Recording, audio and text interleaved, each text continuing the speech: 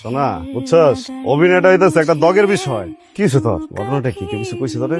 আমারে কে কি কইব? হ্যাঁ, তুই যদি আমারে পাট গাইতে নাই দেস, তুই যদি নিজেই পাট গাস, তাহলে তুই আমার আনছস কি করতে? হ্যাঁ, তুই কি কইছিলি আমারে? কইছিলি যে তুই হবি নায়ক, আমি হব নায়িকা। পুরপুরির মতো একটা চেহারা, আর আমি তো তোর এটা জোর করে দিব না। এই ওজনে তোর কোমর ভেঙে গেলে তোর লাগে আমি সংসার করুম কেমনে? বাচ্চা কাছে পয়দা করুম কেমনে আমি? তো আমি যদি নাই পারি, তাহলে তুই আমার এই দলে আনছস কেন? হ্যাঁ শোন, তুই আমার আর জীবনেও ফোন দিবি না, ঠিক আছে?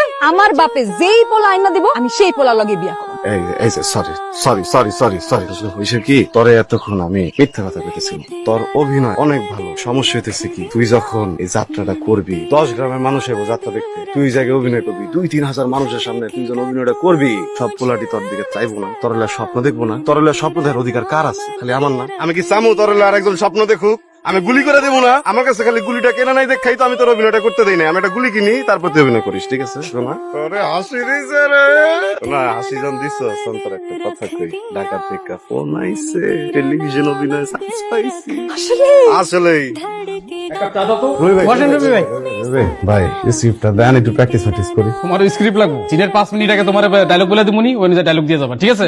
স্টেজে যেমনি করি অমনি তো করতে হইব। আগে স্ক্রিপ্টটা পড়তে হইব না, যারা যারা মুখস্থ করতে হইব না, এবার বাইসে যাবো। আচ্ছা ঠিক আছে ঠিক আছে। মিলন যা হইছে হইছে ভাই, ইয়ে তো সেটে পাঠায় দাও। ভাই একটা কথা বলি ভাই, অনেক গরম লাগতেছে, এটা একটু খুলে রাখি ভাই। এই মিয়া, তোমার কি ধারণা সবাই এখানে আরাম করতে আসছে? সবাই কষ্ট করতেছে, ক্যারেক্টারে থাকো। কোন চরিত্র? এক বিশেষ অভিনেতা। এটা আবার কোন চরিত্র? কই পারতেছি না ভাই, ওই যে রবি ভাই ফোন দিছিল তো, রবি ভাই ফোনের মধ্যে বলছে বিশেষ চরিত্র অভিনেতা করতে। ও, বুঝছি, রবি মিয়ার আর্টিস্ট, বুঝা গেছে কামসাটা। কোন আর্টিস্ট আমার বুঝছে। চা বানান ভাই? হ্যাঁ, আমি চা বানাই। ও ভাই শোনেন, তাইলে আমার 1 গ্লাসে করে চা দিবেন, বুঝছেন? কাঁচা পাতি দিবেন, চিনিটা কমাই দিবেন, দুধ বাড়াই দিবেন, শর্ট থাকে শর্ট দিবেন। পাগল নাকি? আরে ভাই অভিনেতা। বুঝছি কোন অভিনেতা। ওই যে চিপা আছে না, চিপাই চিপাই। আপনারা অনেকে জানেন গত 10-15 দিন আগেও আমার পেজে শুধুমাত্র 2500 ফলোয়ার ছিল।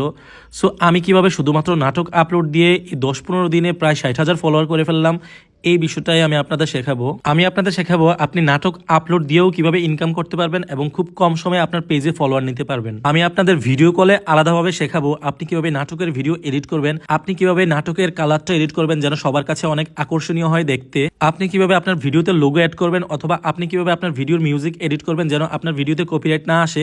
এই সকল কিছু জানতে আমাকে ইনবক্স করুন। অবশ্যই এটা পেড সার্ভিস। আমি যখন আপনাদেরকে সময় দেব, আপনাদেরও উচিত আমার সেই সময়ের মূল্য দেয়া। ধন্যবাদ।